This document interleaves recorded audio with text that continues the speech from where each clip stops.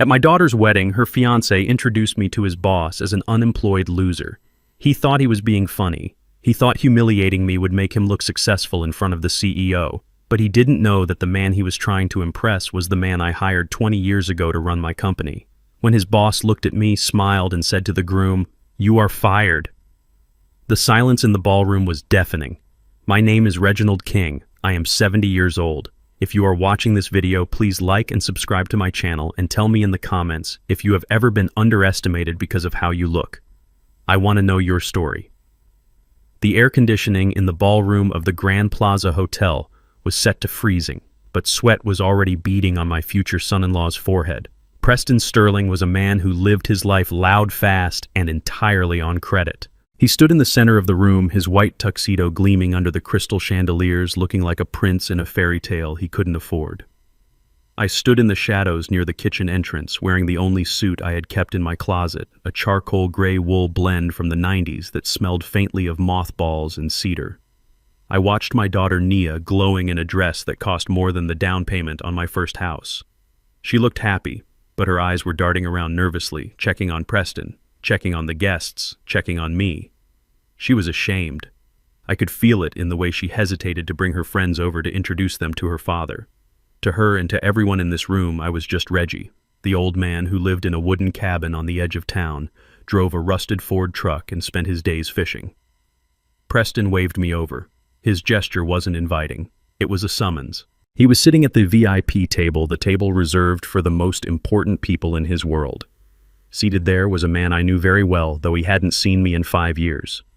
Mr. Henderson, the current CEO of King Logistics. The man I had personally groomed to take over my empire when I decided to vanish into the background. "Come here, Reggie," Preston shouted, his voice booming over the jazz music. "I want you to meet someone." I walked over slowly. My knees ached, a reminder of 40 years spent loading cargo trucks before I owned the fleet. As I approached the table, Preston stood up and wrapped a heavy arm around my shoulder. It felt like a yoke. He smelled of expensive scotch and arrogance. "Mr. Henderson," Preston said, his voice dripping with a false, oily charm. "I want you to meet my father-in-law, Reginald. He is a bit of a character." Henderson looked up from his steak. His eyes narrowed slightly behind his gold-rimmed glasses. He was trying to place my face, but the beard I had grown and the 20 pounds I had lost since retirement were doing a good job of disguising me. Preston didn't wait for a response. He continued squeezing my shoulder hard enough to bruise. "Reggie here is a simple man. He lives out in the sticks. Unemployed for years, actually. We try to help him out where we can, throw him a bone. But honestly, he is a bit of a loser. I told Nia we had to invite him out of pity. Can you believe he drove a truck here that sounds like a lawnmower?" A few people at the table chuckled nervously. Nia, who was standing a few feet away, dropped her gaze to the floor. She didn't defend me. She didn't say a word. She just let her husband reduce her father to a charity case to score points with his boss. I felt a cold fire ignite in my chest. It wasn't anger, it was clarity. For months I had suspected Preston was not who he claimed to be. I knew he was a regional sales director at my company, but his lifestyle didn't match his salary. The penthouse, the sports car, this wedding that cost $200,000. He claimed he was a top performer, a rainmaker. Standing there listening to him mock me, I realized he wasn't just a liar. He was a fool. I looked at Henderson. The CEO was no longer eating. He was staring at me, his fork suspended halfway to his mouth. The recognition was dawning in his eyes. He looked at my old suit, then at my face, and finally at the class ring on my right hand, a ring identical to the one he wore. It was the ring I gave to the top 5 executives when we hit our first $1 billion. Reggie Henderson whispered, his voice trembling slightly. "Is that you?" Preston laughed, oblivious to the shift in the atmosphere. "Yeah, that is Reggie. Don't worry, he won't ask you for a job. He is too busy watching paint dry on his porch." I didn't say a word. I simply reached up and adjusted my tie, a specific knot I had taught Henderson to tie decades ago. I looked Henderson dead in the eye and gave him a barely perceptible nod. It was a command. It was the same look I used to give him across the boardroom table when it was time to cut a bad deal loose. Henderson stood up. The chair scraped loudly against the floor. The noise cut through the chatter at the table. He didn't look at Preston. He didn't look at Nia. He looked only at me, and for a second I saw the terror of a man who realizes he has allowed a hyena into the lion's den. Mr. Sterling Henderson said, his voice icy and projecting loud enough for the surrounding tables to hear. Preston smiled, thinking he was about to receive a compliment. "Yes, sir." "You just called this man an unemployed loser," Henderson said. "Yeah, just a joke, sir." Preston waved his hand dismissively. "Just keeping it light." "It is not a joke to me," Henderson replied. His face was pale. "This man is not unemployed, and he is certainly not a loser. He is the reason you have a job, or rather the reason you had a job." The smile slid off Preston's face like grease. "What?" "You are fired," Preston Henderson said, slicing the air with his hand. "Effective immediately. You are fired for gross misconduct, lack of judgment, and quite frankly for being an idiot." The music seemed to stop. The clinking of silverware ceased. 300 guests turned their heads toward the VIP table. Preston stood there, his mouth opening and closing like a fish pulled onto a dock. "Fired," Preston stammered. "You can't fire me. It's my wedding day. I'm your top salesman." "You are a liability," Henderson spat. "And if you ever speak to this man with disrespect again, I will make sure you never work in this industry again. Get out of my sight." Henderson turned to me and bowed his head slightly. It was a gesture of deep respect, a soldier saluting his general. I kept my face impassive. I didn't want to reveal my full identity yet. Not here, not like this. I wanted Preston to suffer in the confusion. Preston looked at Henderson, then at me, his face twisting into a mask of pure rage. He couldn't process what was happening. In his mind, I was the cause. I was the bad luck. I was the stain on his perfect white tuxedo. Nia let out a gasp, her hands flying to her mouth. The glass of champagne she was holding slipped from her fingers and shattered on the marble floor. The sound was sharp and violent, breaking the trance of the room. I looked at Preston, whose face was turning a dangerous shade of purple. I reached out to a passing waiter, took a glass of red wine from his tray, and took a slow, deliberate sip. "This wine is sour," I said calmly, my voice carrying through the silence. "Just like your manners, Preston." Preston lunged toward me, his hands reaching for the lapels of my old suit. "You did this!" he screamed, spittle flying from his mouth. "You old senile fool. What did you say to him? You ruined everything." Security guards, who Henderson must have signaled, stepped in, immediately restraining Preston before he could touch me. He thrashed in their grip, screaming obscenities, blaming me, blaming the world, blaming everyone but himself. I turned my back on him. I walked over to the table, picked up a linen napkin, and wiped a speck of dust from my sleeve. The wedding was over. The war had just begun. And Preston Sterling had no idea that he had just declared battle against the man who owned the battlefield.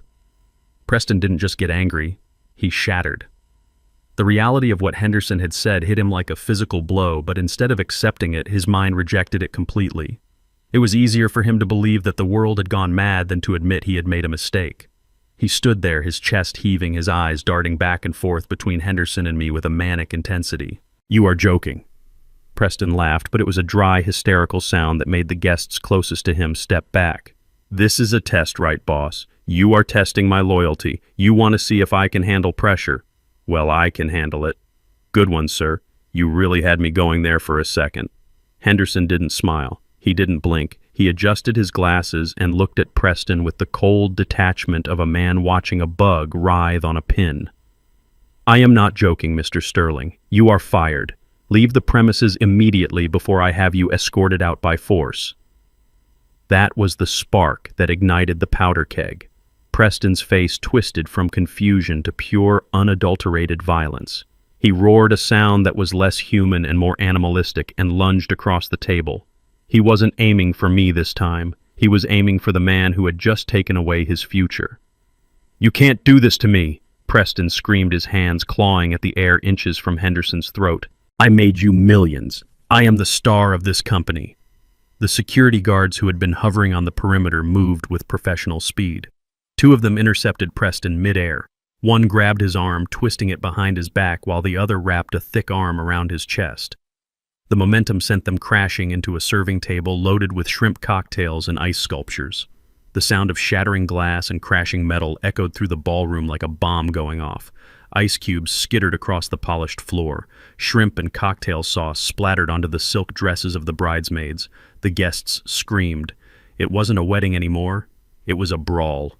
"Let me go." Preston howled, thrashing against the guards. He managed to kick out his expensive dress shoe, connecting with a chair and sending it flying into the crowd. "Get your hands off me. Do you know who I am?" Nia was frozen in the center of the room, her hands pressed over her mouth, watching the man she had just married turn into a monster. She looked at me, her eyes pleading for me to do something to stop it, but I stood still. I took another sip of the sour wine. This was a lesson she needed to see. She needed to see the man behind the mask. The guards finally managed to pin Preston to the floor. His white tuxedo was now stained with red cocktail sauce, looking like blood. His hair was a mess hanging over his wild eyes. He was panting, spitting curses at the ceiling, his dignity completely stripped away. "Get him up," Henderson ordered, wiping a speck of sauce from his lapel. "And get him out of my sight." As the guards hauled Preston to his feet, the atmosphere in the room shifted from shock to judgment. The guests were whispering, pointing, recording everything on their phones. The illusion of the perfect power couple had dissolved, leaving only a violent, unemployed man and his terrified bride. Preston shook the guards off as soon as he regained his footing, though they stayed close, ready to pounce again. He smoothed his jacket with trembling hands, his chest heaving. He looked around the room, seeing the cameras, the judgmental stares, the ruin of his big day. He needed a scapegoat. He needed someone to blame because a narcissist can never look in the mirror. His eyes locked on me. "This is your fault," he screamed, pointing a shaking finger at my chest. "You did this, you and your bad luck. You walked in here looking like a beggar and you poisoned everything." He turned to Nia, who was sobbing quietly now. "And you let him in. I told you not to invite him. I told you he was nothing but trouble. Look at what he did. He turned my boss against me. He probably lied to him. He probably told him some sob story to make me look bad." Nia shook her head, tears streaming down her face. "Preston, stop." He didn't say anything. "You were the one who insulted him." "Shut up," Preston snapped, his voice cracking. "You are supposed to be on my side. I gave you everything. I gave you this wedding. I gave you this life, and you let your loser father ruin it all." He was unraveling, spewing venom in every direction. He called me a curse. He called me a parasite. He claimed I had been jealous of his success and had plotted this whole scene to humiliate him. It was delusional, but he believed it. He had to believe it to survive the weight of his own ego. Suddenly, the heavy double doors of the ballroom swung open. A man in an impeccable black suit walked in, followed by two assistants carrying clipboards. It was the hotel manager. He didn't look happy. He looked at the overturned table, the smashed ice sculpture, the sauce on the floor, and the guests cowering in the corners. "Mr. Sterling," the manager said, his voice cutting through Preston's rant like a knife. "We have a problem." Preston spun around, his face red and sweaty. "What now? Can't you see I am busy? We have received multiple complaints from the other ballrooms about the noise," the manager said calmly. "Furthermore, there has been significant damage to hotel property, and violent conduct is a direct violation of your contract. I am shutting this event down immediately." "Shutting it down!" Preston laughed, a manic, high-pitched sound. "You can't shut it down. I paid a fortune for this." Actually, the manager corrected, checking the clipboard. "You paid a deposit. The remaining balance of $30,000 was due at the conclusion of the event. However, given the breach of contract and the damages I am seeing here, I am invoking the immediate payment clause. I need the full balance settled right now, or I will be calling the police to press charges for property damage and theft of services." $30,000. The number hung in the air. The guests went silent again. The music had long stopped. The only sound was the hum of the air conditioning and Nia's soft crying. 30,000, Preston repeated. He looked at the manager, then at the guards, then at the exit. He realized he was cornered. He puffed out his chest, trying to regain some semblance of control. Fine. I will pay your stupid bill. And then I am going to sue you for ruining my wedding. He reached into his inner pocket and pulled out a sleek metal wallet. He extracted a black credit card with a flourish, holding it up like a weapon. Here, take it. Put it all on this. And add a tip for yourself so you can buy a new personality. The manager took the card without a word. He signaled to one of his assistants, who brought over a portable card terminal. The manager inserted the card. He typed in the amount, $30,000. He handed the machine to Preston to enter his PIN. Preston punched the numbers in, aggressively staring at me the whole time with a look of pure hatred. "Watch this, old man," he sneered. "This is what money looks like." The machine beeped. a harsh, flat sound. Transaction declined. The manager looked at the screen, then at Preston. "I am sorry, sir." The card was declined. "Try it again," Preston snapped. "It's a platinum card. It has no limit." The manager tried again. Beep. Declined. Preston's face went pale. He snatched the wallet back and pulled out another card. "Try this one." Beep. Declined. A third card. Beep. Declined. Preston was sweating profusely now. He was tapping the machine, shaking it as if he could force the money to appear. "There must be a mistake. The system is down. Call the bank." "There is no mistake, sir," the manager said, his voice dropping an octave. "The cards are maxed out. Or frozen. Do you have another form of payment?" Preston looked at Nia. "Do you have your card?" Nia shook her head. "You told me to leave my purse in the suite. I don't have anything on me." Preston looked around the room. His friends were looking at the floor. His parents were nowhere to be seen. He was alone, completely and utterly alone, with a $30,000 debt hanging over his head and the threat of jail time closing in. Then his eyes landed on me again. He stared at me, and a twisted idea formed in his desperate mind. He walked over to me, invading my personal space, his breath hot and smelling of desperation. "You," he hissed. "You pay it." I looked at him calmly. "Excuse me." "You heard me," Preston shouted, his voice echoing off the walls. "This is your fault. You got me fired. You caused this scene. You are the father of the bride. It is tradition for the father to pay. So, pay it." He pointed at my old suit, at my worn shoes. "I know you have some savings tucked away in a mattress somewhere. Dig it out. Write a check. Do whatever you have to do. But you are not leaving this room until you fix the mess you created." He grabbed my lapel again, his eyes bloodshot and wild. "Pay the bill, old man, or I swear to God I will make sure you never see your daughter again." I reached into the inner pocket of my frayed wool jacket. The movement was slow and deliberate, drawing the eyes of everyone in the room. Preston stopped breathing. His eyes locked onto my hand, his pupils dilated with a mixture of greed and relief. He thought he had won. He thought his intimidation tactics had worked and that the old man was about to pull out a checkbook to save the day. I saw the tension leave Nia's shoulders. She let out a shaky breath, believing that her father was going to fix the disaster she had married into. She looked at me with gratitude, but underneath that I saw the expectation. She expected me to pay because I had always paid. I withdrew a single cream-colored envelope. It was slightly bent at the corners. I held it out to Preston. "Take it," I said softly. Preston snatched it from my hand like a starving dog grabbing a bone. He didn't even say thank you. He tore the flap open, his fingers shaking, looking for the check that would clear his debt and restore his ego. He pulled out the contents. It wasn't a check, it wasn't cash, it was a greeting card. A simple card with a picture of a sailboat on the front. Preston stared at it. He flipped it over. He shook the envelope upside down, hoping something else would fall out. Nothing did. He opened the card and read the handwritten message inside. I had written it that morning while drinking my coffee. "Independence is the greatest gift a father can give. Congratulations on your new life." Preston looked up at me, his face contorted in disbelief. "Is this a joke?" he spat, throwing the card onto the floor. "Is this some kind of sick joke? I need $30,000 and you give me a Hallmark card. It is not a joke." I replied, my voice steady. "It is a lesson." "You said you are a self-made man, Preston. You said I was a loser. A loser cannot help a winner. You are on your own." Nia rushed forward, grabbing my arm. Her nails dug into my sleeve. "Daddy, please, you can't do this. The manager is going to call the police. They are going to arrest him. Please, just pay it. I know you have savings. I know you have the money from Mom's life insurance. Just give it to him. Do it for me." I looked at my daughter. I looked at the woman I had raised to be strong, to be independent, to be kind. And all I saw was a stranger who was willing to bleed her father dry to protect a man who had just humiliated him. "I have paid enough, Nia," I said, my voice hardening. She shook her head. "You haven't paid anything. You just gave us a card." "I haven't paid anything." I repeated, a bitter laugh escaping my lips. "Let me refresh your memory, daughter. Who do you think paid off the loan on your red Audi last year when Preston forgot to make the payments for 4 months? It wasn't the bank being nice. It was me." Nia froze. Her eyes went wide. "Who do you think put up the down payment for that condo in downtown Atlanta you two brag about owning?"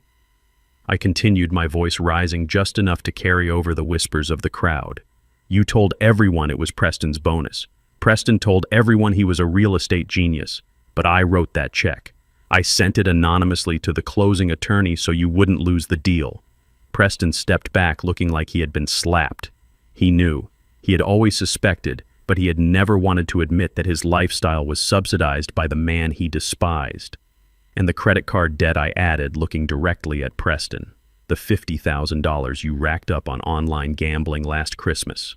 You told Nia you won a lottery scratch-off to pay it back. There was no lottery. I paid the bookie because I didn't want men with baseball bats showing up at my daughter's door. I stepped closer to them. I have spent $200,000 in the last 2 years cleaning up your messes. I did it from the shadows because I wanted you to have dignity. I wanted you to have a chance to stand on your own feet. But today, you showed me that you don't want dignity. You want a servant. You want an ATM. Nia was crying openly now, her makeup running down her face. Daddy, stop. Please stop. Everyone is listening. You are embarrassing us. I am not embarrassing you, I said coldly. You embarrassed yourselves. You introduced me as a loser. You introduced me as a burden. Well, congratulations. The burden is gone, and so is the bank. Preston wiped the sweat from his face, his eyes darting around the room like a trapped animal. He saw the security guards moving closer. He saw the manager tapping his watch. He needed a lifeline, and he realized he had one card left to play. Nia, he barked, use the emergency card. The one your dad gave you for medical emergencies. It has a high limit. Use it. Nia looked at me, then at Preston. She hesitated. Do it, Preston screamed, or I am going to jail. Nia reached into her purse. She pulled out a small silver credit card. It was a supplementary card linked to one of my private accounts. I had given it to her 5 years ago, telling her it was for life or death situations only. She had never used it, until now. She walked toward the manager, her hand trembling. Here, she said, her voice barely a whisper. Try this. I didn't move to stop her. I didn't grab her hand. I simply reached into the pocket of my trousers and pulled out my phone. It wasn't a smartphone. It was an old, rugged brick phone that I used for secure communications. It looked like a relic, something a construction worker would use in the early 2000s. Preston saw the phone and let out a laugh. Look at that. He is calling for help on a dinosaur. I didn't look at him. I dialed a short code. *99#. It was a direct command to my banking mainframe, a kill switch I had programmed for this specific account. I pressed send. The manager took Nia's card. He swiped it. He waited. I watched the machine. I watched the red light blink. Declined, the manager said. Nia gasped. That is impossible. Daddy said it had $50,000 on it. Try again. The manager swiped it again. Declined. Card invalid. Please confiscate. The manager looked at Nia. I am sorry, ma'am. This account has been frozen, and the bank has ordered me to keep the card. He slipped the plastic rectangle into his pocket. Nia turned to me, her face a mask of betrayal. Daddy, what did you do? I put the brick phone back in my pocket. I patted the side of my leg. I cut you off, Nia, I said. You chose him. You chose the man who mocks your father. You chose the man who spends money he doesn't have. You chose the man who values appearance over character, so you can deal with the consequences together. That is what marriage is. Preston roared in frustration and tried to rush me again, but the security guards were ready. They slammed him against the wall, handcuffing him before he could take 2 steps. That is assault, Preston screamed as they dragged him toward the door. I will sue you. I will sue this hotel. I will sue everyone. The manager signaled to his staff. Call the police and get the invoice ready for the legal team. I adjusted my jacket. I looked at Henderson, who was watching the scene with a grim satisfaction. He nodded at me, a silent acknowledgement that justice had been served. I walked past Nia. She tried to grab my hand, but I stepped out of reach. Daddy, wait, she sobbed.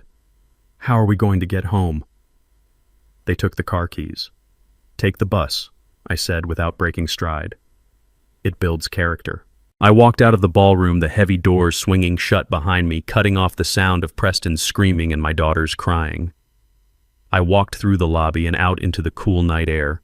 My rusted Ford truck was waiting for me in the valet line, parked right next to the Bentleys and Mercedes. The valet boy looked at me holding my keys. Ready to go, sir? He asked. I took the keys and climbed into the cab. The engine roared to life with a rough, sputtering sound that Preston hated. I smiled. It was the sound of freedom. I drove away from the hotel, leaving the chaos in my rearview mirror, knowing that the hardest part was yet to come. They would come for me. They would come for my land, and I would be ready. 3 days passed in a silence that felt heavy like the air before a tornado touches down. I spent those days sitting on my porch, whittling a piece of cedar wood and watching the road. I knew Preston wasn't done. A man like him, stripped of his ego and his income, doesn't just fade away. He explodes. I just didn't know when the shrapnel would fly. It happened on Tuesday afternoon. A black SUV tore up my gravel driveway, kicking up a cloud of dust that settled over my freshly washed truck. They didn't park. They skidded to a halt inches from my front steps. Preston jumped out of the driver's seat. He looked like a man who hadn't slept in 72 hours. His expensive shirt was wrinkled. His eyes were bloodshot, and he moved with the jerky, frantic energy of an addict looking for a fix. Nia climbed out of the passenger side. She looked smaller than I had ever seen her. Her shoulders hunched, her eyes fixed on the dirt. Preston didn't knock. He kicked the front door open. The old wood groaned and splintered near the lock, the sound echoing through the small cabin like a gunshot. He stormed into my living room, bringing the smell of stale sweat and desperation with him. "You think you are smart, old man?" he screamed, his voice cracking. "You think you can ruin my life and just sit here playing with sticks?" I stood up slowly from my armchair, my hand tightening around the handle of my pocket knife. "Get out of my house, Preston. This isn't a house," he spat, spinning around. "It is a shack. It is a termite mound. I don't know how Nia lived in this filth." He grabbed a ceramic vase from the mantel. It was a simple blue thing, imperfect and slightly lopsided. My wife Beatrice had made it with her own hands 40 years ago in a pottery class we took together. It was the first thing she ever made.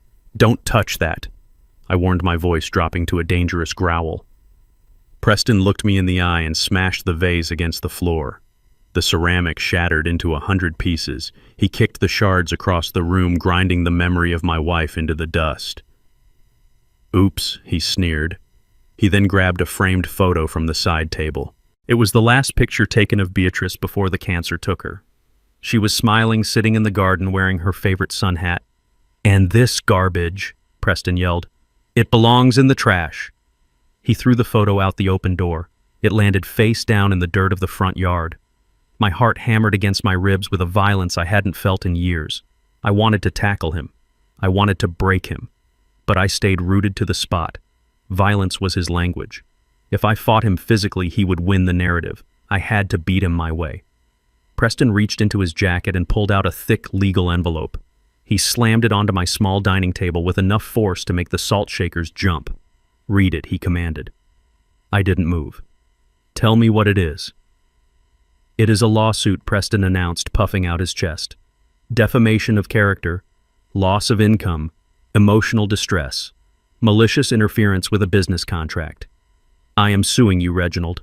I am suing you for $5 million. I looked at the envelope, then at him. $5 million, I repeated calmly. "You don't have $5, Preston."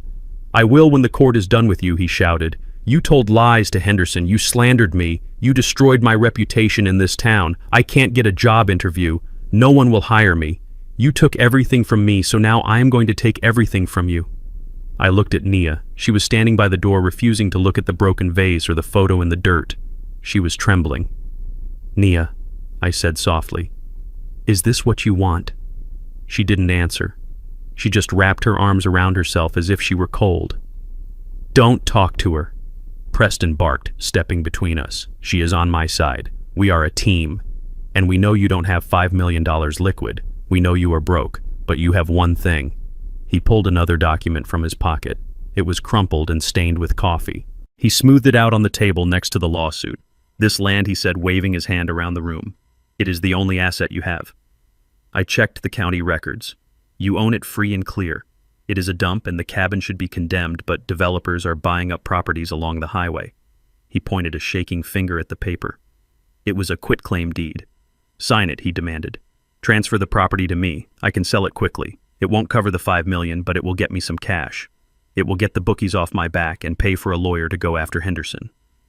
I walked over to the table and looked down at the deed. He wanted my home. He wanted the place where I had raised my daughter, the place where I had nursed my wife, the place where I had found peace away from the noise of the corporate world. "You want me to sell my home to pay for your gambling debts?" I asked. "It is not a home." Preston screamed, his face turning red. "It is a patch of dirt with a roof. Look at it. It is pathetic. Just like you. Sign the paper, Reggie. It is probably worth $50,000 if we are lucky. That is just enough to keep my kneecaps intact for another week." I let out a short, dry laugh. It rattled in my chest. "You think this land is worth $50,000? I asked.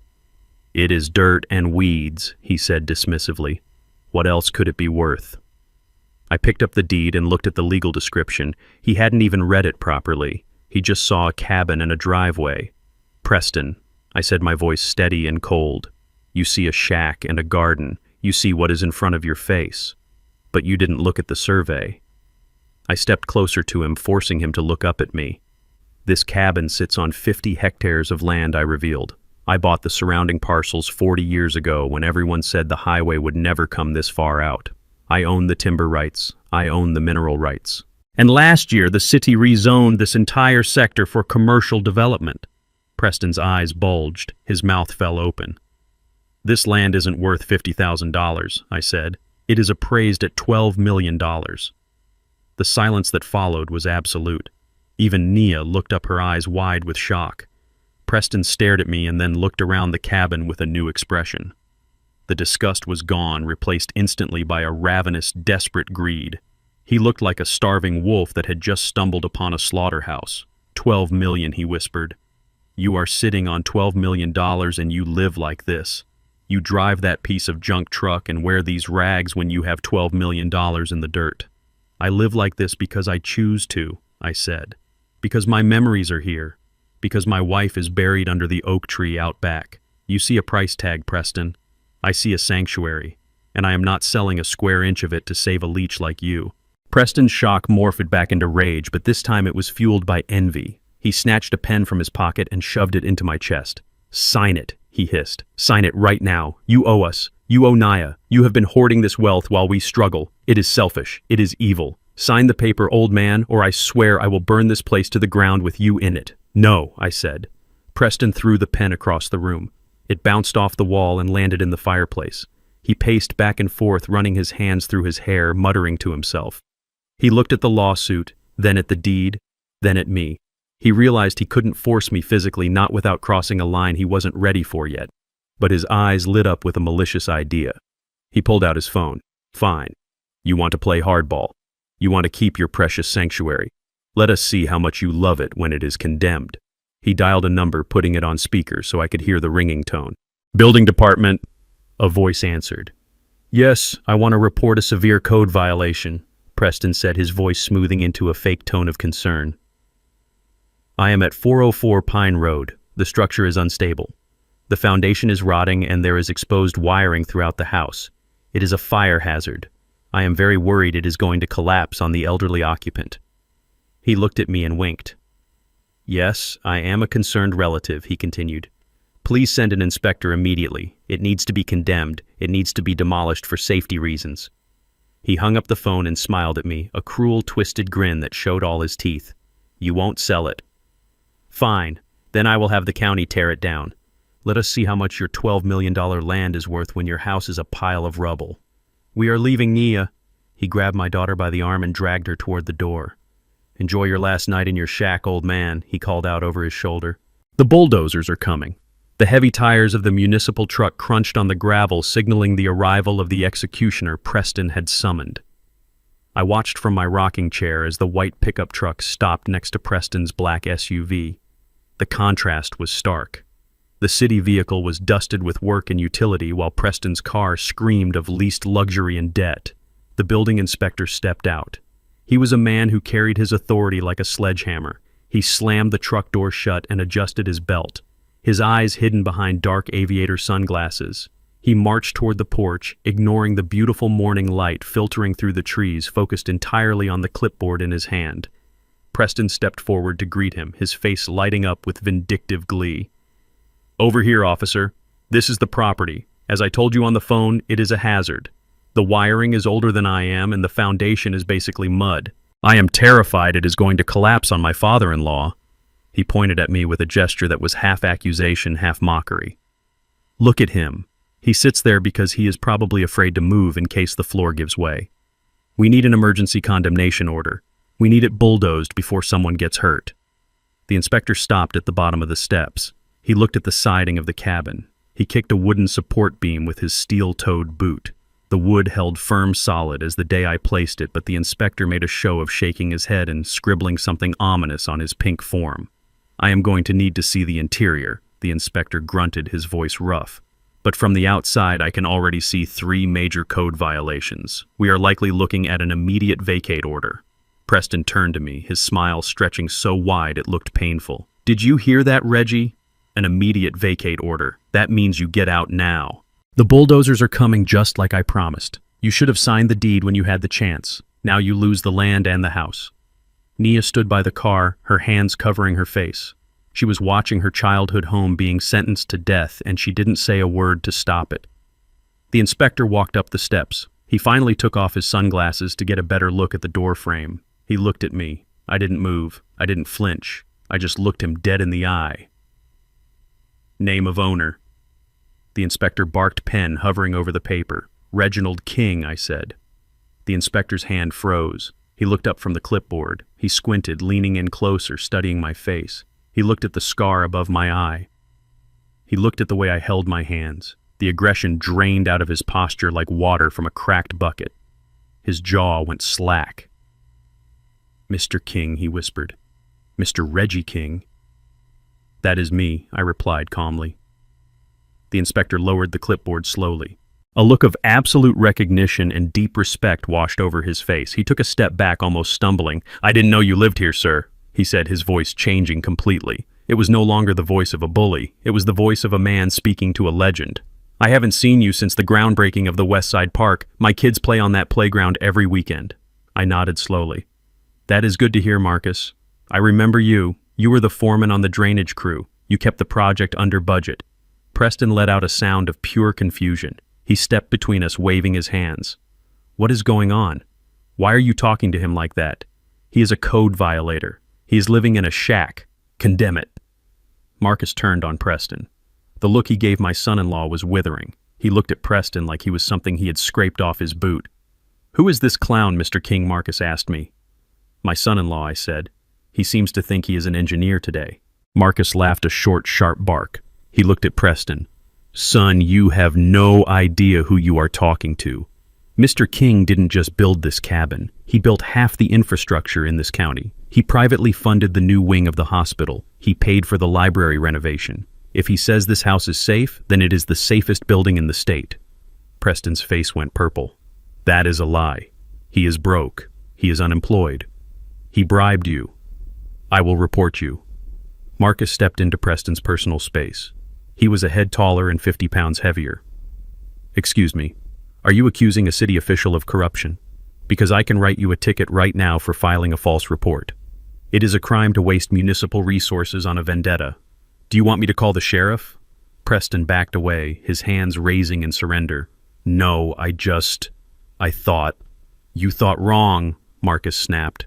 He tore the pink citation sheet off his clipboard.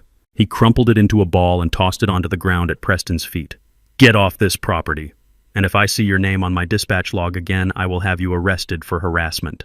Marcus turned back to me and tipped his imaginary hat. Sorry for the disturbance, Mr. King. You have a good day. Thank you, Marcus, I said. The inspector got back in his truck and drove away. Preston stood there staring at the crumpled paper in the dirt. He was shaking. He had tried to use the law as a weapon, and it had turned in his hand. He looked at me, and for a second I saw fear. But then the fear turned into something darker, something sharper. He turned slowly toward Naya. She was staring at me with wide eyes, processing what the inspector had said. Hospital wings, libraries, infrastructure. Did you hear that Nia Preston said, his voice soft and poisonous? Nia blinked. Hear what? The Inspector Preston said, walking over to her. He said your dad funded the hospital. He said he paid for the library. Do you know how much that costs? That is millions of dollars, Nia. Millions. He grabbed her shoulders and spun her to face me. He isn't broke, Nia. He has been lying to you. He has been hoarding millions of dollars while we suffer. He watched us get evicted. He watched me lose my job. And he sat here on his piles of cash and did nothing." Nia looked at me. Her expression shifted. The confusion melted away, replaced by a deep, cold suspicion. "Dad," she whispered, "is it true? Do you have money?" I didn't answer. "Answer me," she screamed. "Do you have millions of dollars?" "Yes," I said. Nia recoiled as if I had slapped her. "You have millions, and you let us live like this. You let us struggle. I let you live your life," I said. "No, you lied to me," she cried. "You are hiding money from your own family." Preston was right. "You don't love us. You just love your money." She grabbed Preston's hand. "Let us go. I can't stand to look at him." Preston smirked at me as he led her to the car. He hadn't destroyed my house, but he had destroyed something far more important. He had turned my daughter against me. And as they drove away, I knew this wasn't over. It was just the beginning of a much dirtier war. The dust from their departure had barely settled when I began preparing for their return. I knew they wouldn't stay away. Greed is a powerful magnet, and now that they knew the magnet was $12 million strong, they would be back. Sure enough, the next morning the black SUV roared up the driveway again. This time Nia didn't wait for Preston to open her door. She stormed onto the porch, her face pale and drawn her eyes red from crying. Preston followed close behind, looking like a vulture circling a wounded animal. "Why did you do it?" Nia screamed, her voice raw. "Why did you let us struggle? Why did you let us get evicted? You have millions, Dad, millions, and you watched me cry over unpaid bills. You watched me stress about the wedding budget. Do you hate me? Is that it? Do you hate me that much?" I sat in my chair, my hands resting on my knees. I didn't hate her. I loved her enough to let her fail, which is the hardest kind of love there is. But she wasn't ready to hear that. She was hurting, and she was looking for a villain. "I didn't do it to hurt you, Nia," I said calmly. "I did it to protect you. Protect me." She laughed, a bitter, broken sound. "By lying to me. By pretending to be poor. How does that protect me?" "By keeping him away from the money," I said, pointing a finger at Preston. Preston stepped forward, his chest puffed out. "Don't you dare blame this on me. You are the liar here, Reggie. You are the one sitting on a fortune while your daughter starves. You are a miser. A selfish old miser." I stood up. I reached under my chair and pulled out a thick manila folder. I had compiled it over the last 6 months with the help of a private investigator. It was heavy. It thudded when I dropped it onto the small wooden table between us. "I am not the one starving her, Preston," I said. "You are." Preston looked at the folder. "What is that?" "More lies. It is the truth," I said. "Something you seem to be allergic to." I opened the folder. Papers spilled out. Bank statements, credit card bills, casino receipts, hotel invoices. "Nia, look at this," I commanded. Nia hesitated. She looked at Preston, who was suddenly very still. "Don't look at it, babe," Preston said quickly. "It is fake. He forged it, just like he lied about being broke." Nia looked at me, then at the papers. Curiosity won out. She picked up the top sheet. It was a credit card statement from 3 months ago. "This is your card, Preston," she said, frowning. "It says you spent $5,000 at the Diamond Club." She looked up. "That is a strip club. You told me you were at a sales conference in Chicago." Preston's face went white. "That is not mine. He stole my identity. Or he photoshopped it. You know technology these days. He is trying to frame me." I handed her another paper. "This is a promissory note," I said, "to a loan shark in Las Vegas. $200,000, Preston. You owe $200,000 in gambling debts. That is why you are desperate for my land. That is why you need cash now. Not for a house. Not for Nia. To save your own skin." Nia flipped through the pages. Her hands were shaking violently. There were receipts for jewelry she had never received. There were hotel bookings in town for nights he said he was working late. There were transfers to offshore betting sites totaling more than her annual salary. "Oh my God," she whispered. "A sapphire necklace. $4,000. Who is Candy?" Preston snatched the paper from her hand. "Nobody. It is a typo. It is a business expense. Nia, listen to me. Look at him. Look at this old man. He hates me. He has hated me since day one. He went out and paid someone to make these fake documents to break us up. He wants to control you. He wants to buy you with his millions, but first he has to get rid of me. He turned to me, his eyes bulging. You are sick, Reggie. You are a sick, manipulative old man. You think you can buy your daughter back. You think these lies will work. They aren't lies, I said, and you know it. Nia looked at Preston. She held up a photo from the pile. It was a picture of Preston entering a motel room with a woman who was definitely not Nia. The timestamp was from 2 weeks before the wedding. Is this Photoshop too, Preston? She asked, her voice trembling. Preston stared at the photo. The evidence was irrefutable. The cornered animal panic set in. He couldn't deny it, so he attacked. He grabbed Nia by the shoulders and shook her hard. You are being stupid, he shouted. Can't you see what he is doing? He is gaslighting you. He is the enemy here. He is the one with the secret fortune. I am your husband. You are supposed to trust me. I don't know, Preston, Nia sobbed, trying to pull away. There is so much. The dates match. The money. Shut up, Preston screamed. He raised his hand, his face twisted in a snarl of pure aggression. He was going to hit her. He was going to strike my daughter to silence her doubts. The air in the room changed instantly. I moved. I didn't move like a 70-year-old man. I moved like the dock worker I used to be. I caught Preston's wrist in midair, inches from Nia's face.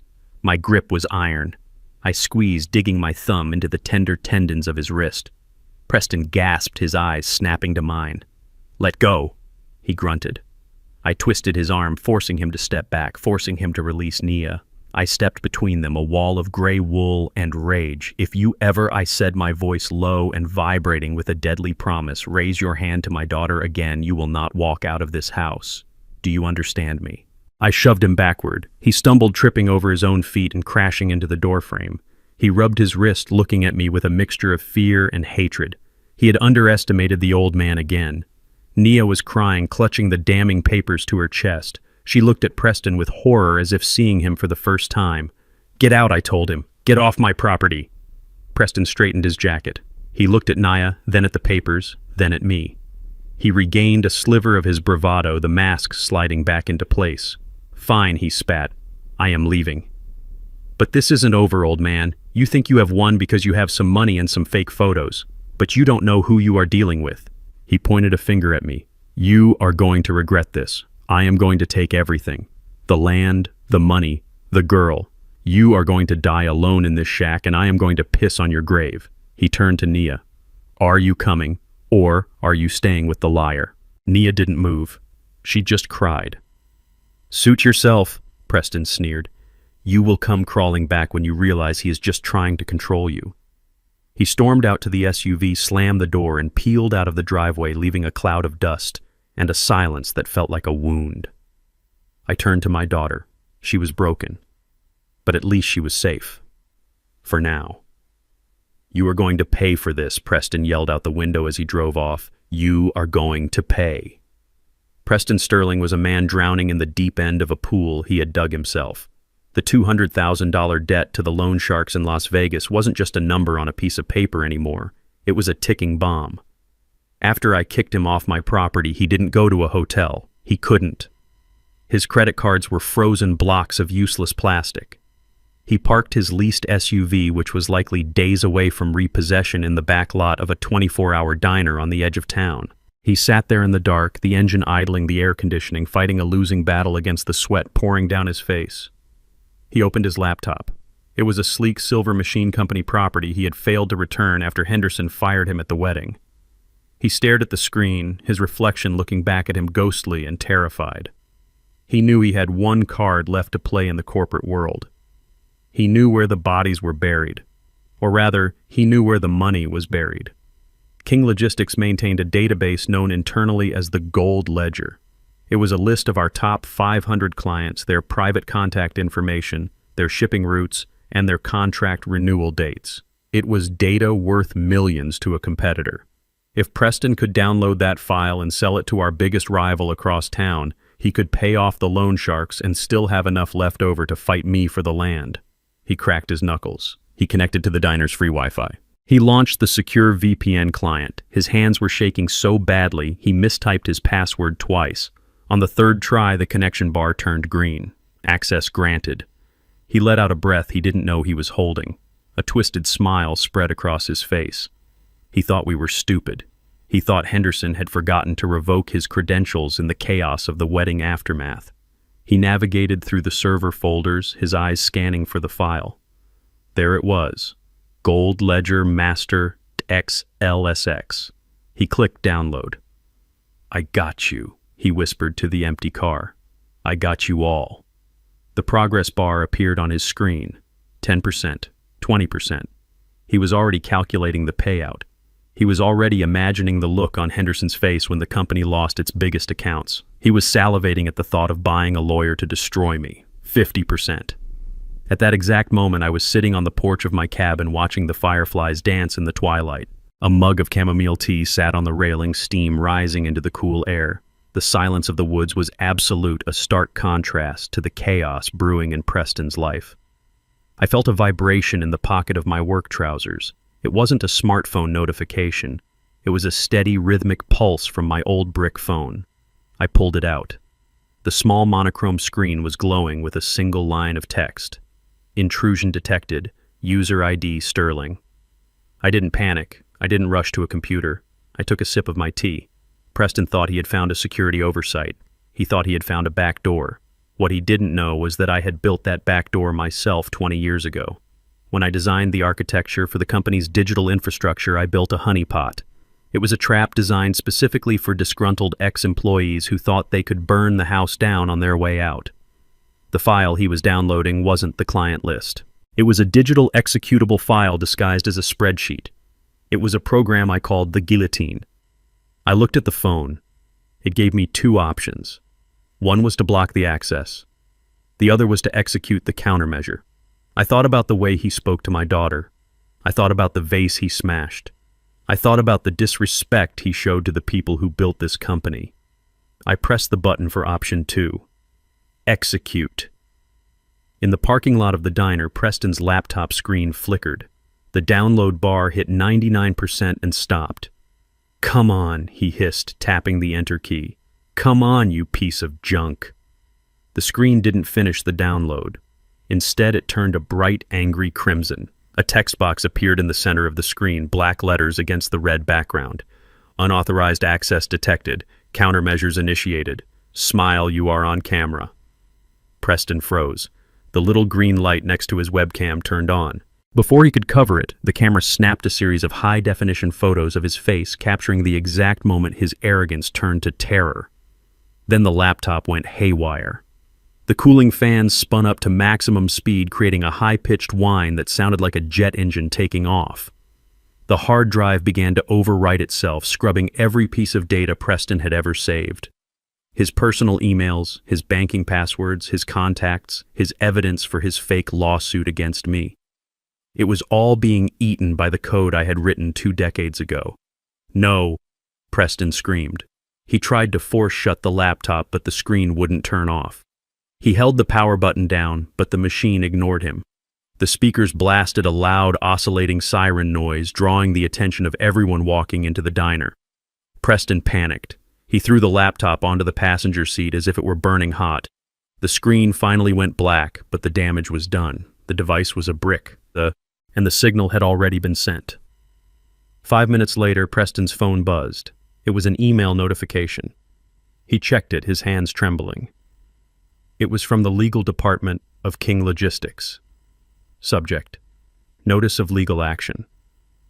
Mr. Sterling, we have logged a verified attempt of corporate espionage originating from your personal device. We have photographic evidence and IP logs confirming your identity. We are filing immediate charges with the FBI for violation of the Economic Espionage Act. We are also suing you for $10 million in damages for attempted theft of trade secrets. Do not leave the jurisdiction.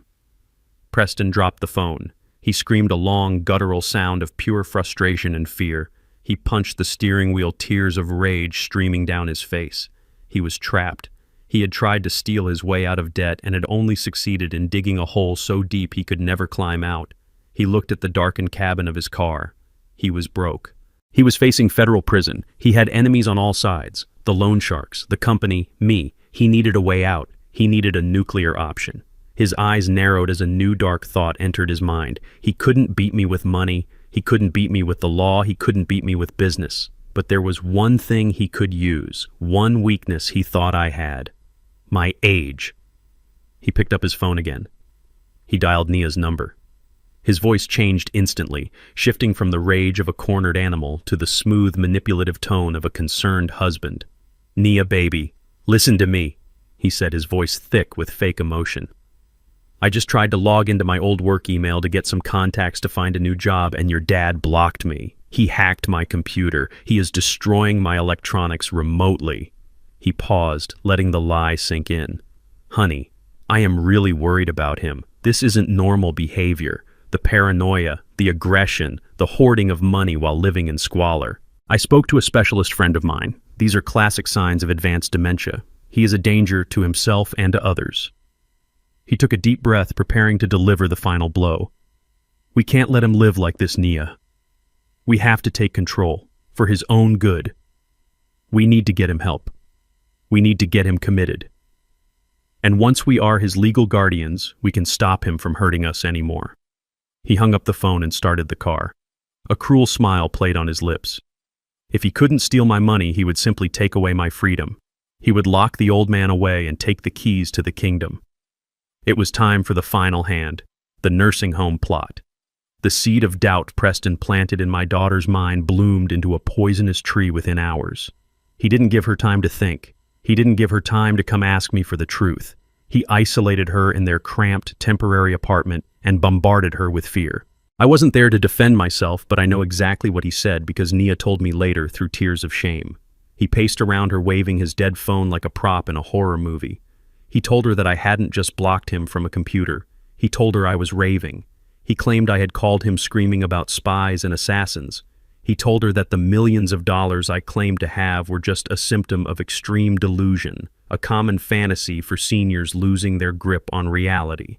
He leaned in close, whispering his darkest lie yet.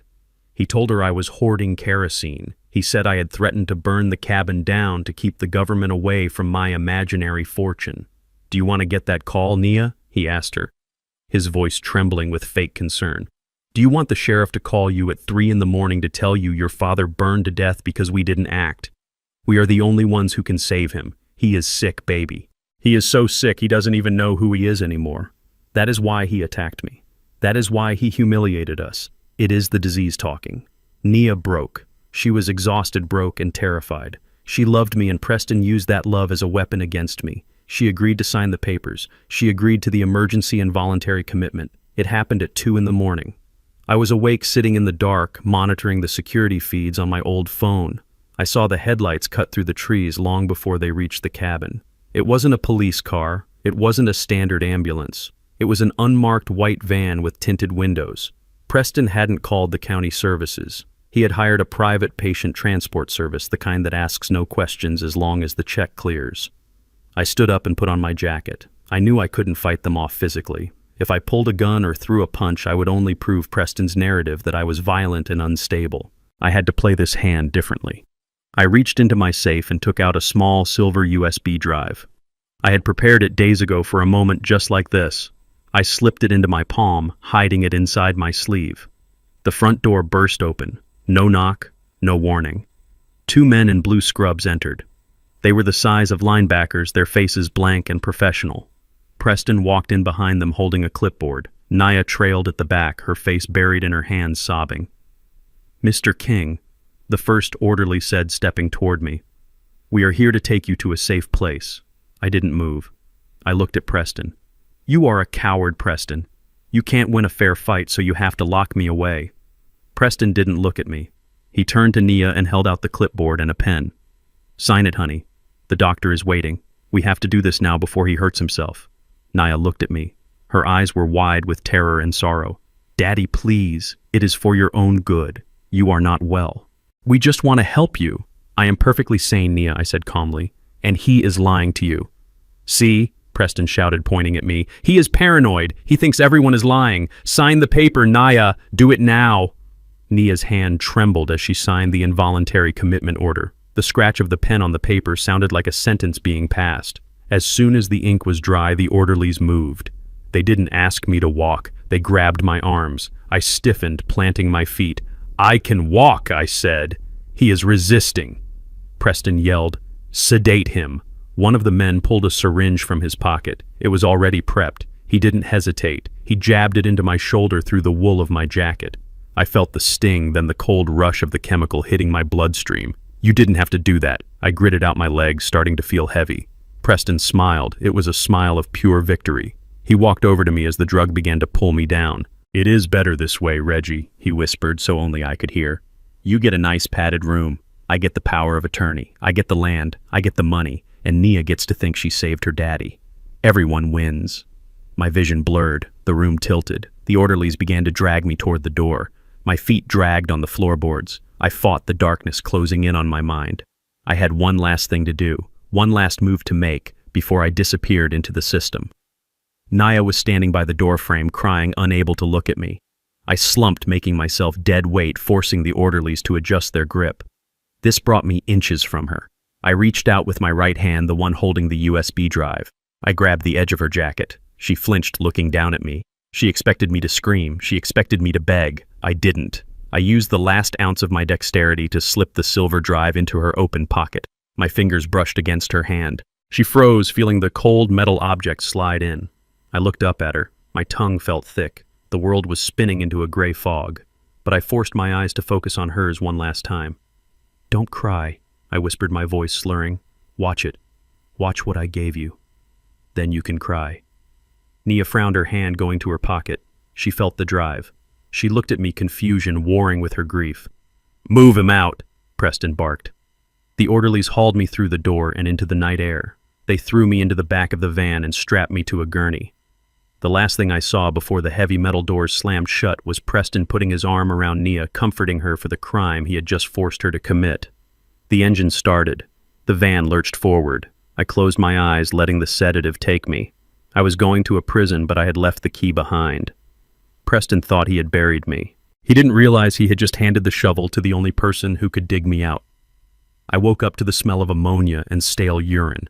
My head felt heavy, like it was stuffed with wet cotton, a lingering effect of the sedative they had forced into my veins. I tried to sit up, but my muscles were sluggish and unresponsive. I blinked, trying to clear the fog from my vision. I was in a room that was barely larger than a closet. The walls were painted a peeling, institutional green. There was a single metal cot bolted to the floor, a thin mattress, and a toilet in the corner that lacked a seat. There were no windows. The only light came from a fluorescent strip buzzing angrily on the ceiling behind a wire cage. This wasn't a hospital. It wasn't a care facility. It was a warehouse for the unwanted. It was a place where families sent their elderly problems to be forgotten. I dragged myself to the edge of the cot and placed my feet on the cold linoleum floor. I wasn't afraid. Fear is a reaction to the unknown, and I knew exactly where I was and why I was here. I was here because I had allowed it. I was here because it was the only way to get the evidence into the only hands that mattered. Miles away in the living room of the cabin Preston had tried to condemn my daughter was staring at the small silver object in her hand. The house was silent. Preston had dropped her off and left immediately to meet with his lawyer, eager to file the paperwork that would grant him power of attorney over my estate. He had left Nia alone with her guilt. She sat on the sofa where I used to read the newspaper. She looked at the USB drive I had slipped into her pocket. Her fingers trembled. She remembered my last words. "Watch it. Then you can cry." She reached for her laptop. It was an old machine, one I had bought her for college years ago. She plugged the drive into the side port. A folder popped up on the screen. It contained a single video file titled Simply the Truth. She hesitated. Her heart was pounding a frantic rhythm against her ribs. Part of her wanted to pull the drive out and throw it into the fireplace. Part of her wanted to believe the lie that Preston was her savior and I was the villain. But the doubt I had planted was a deep root. She moved the cursor and clicked play. The video player opened. The footage was from a hidden camera angle high up and wide. It was the interior of Preston's SUV. The timestamp was from 3 days ago, the afternoon he had come to threaten me with the lawsuit. Nia leaned in. On the screen, Preston was driving. He wasn't alone. In the passenger seat sat a woman Nia didn't recognize. She was young, blonde, and laughing. She had her hand resting intimately on Preston's thigh. "So he really has millions?" the woman asked, her voice tinny through the laptop speakers. $12 million in land alone, Preston replied, a smug grin plastered on his face, plus whatever cash he is hoarding. The old fool has been sitting on a gold mine while I have been dodging calls from collectors. And what about the wife, the woman asked. The daughter, does she know? Nia held her breath. She knows now. Preston laughed. But she is stupid. She is so desperate for love she believes anything I tell her. I told her the old man is crazy and she ate it up. She is weak. She is just like her father, pathetic and soft. The woman in the video giggled. So, what happens when you get the money? Preston took one hand off the wheel and squeezed the woman's leg. Once I get the power of attorney and sell that dirt, I am kicking Nia to the curb. I will give her a few $1,000 to shut her up and file for divorce. She is annoying anyway, always crying, always whining about her daddy. I am done with her. We take the cash, we buy a place in Miami, and we live like kings. Nia gasped. The air left her lungs. She watched as the Preston on the screen leaned over and kissed the woman a long, passionate kiss while driving the car her father had paid for. He is in a nursing home by the end of the week, Preston bragged to his mistress. And once he is locked up and medicated, nobody will ever listen to him again. He will rot in there, and we will be spending his fortune. Nia slammed the laptop shut. She couldn't watch anymore. She couldn't breathe. The scream that tore from her throat was raw and primal, a sound of pure agony. It wasn't just heartbreak. It was the shattering of her entire reality. I had been right. I had been right about everything. The gambling, the cheating, the theft. She had betrayed the only man who had ever truly loved her for a man who called her stupid and weak. She curled into a ball on the sofa, sobbing uncontrollably. She felt dirty. She felt used. She realized with a sickening clarity that she had signed the papers to imprison her own father based on the lies of a predator. The front door opened. Nia froze. She wiped her eyes frantically, but it was too late. Preston walked in. He was whistling. He held a bottle of champagne in one hand and a stack of legal documents in the other. He looked victorious. He looked like a man who had just won the lottery. "Honey, I am home," he called out cheerfully. "And guess what? The lawyer says we can expedite the property transfer. We are going to be rich by Friday." He stopped when he saw her. He saw the red eyes. He saw the open laptop on the coffee table. He saw the silver USB drive sticking out of the side. His smile vanished.